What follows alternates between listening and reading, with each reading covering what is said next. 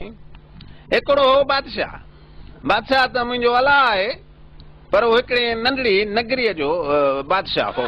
छॾियो शाह साहब, अॼुकल्ह दुनिया अलाए किथे पहुती आहे। अव्हां वटि उहे बादशाहनि वारा पुराणा लतीफ़, पोइ ॿियो ॿुधायो। यार ॿियो मूंखे कोन थो अचे। अहिड़ो आहीं त तूं पाण ॿुधाए त ॾिसूं जमहूरी अंदाज़ में।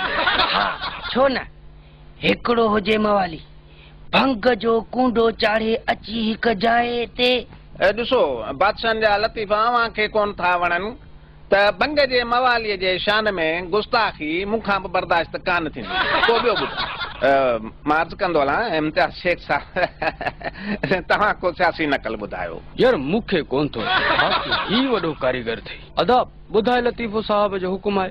साहब जो हुकुम आहे त पोइ फज़ीलत सां वेही ॿुधायां थो।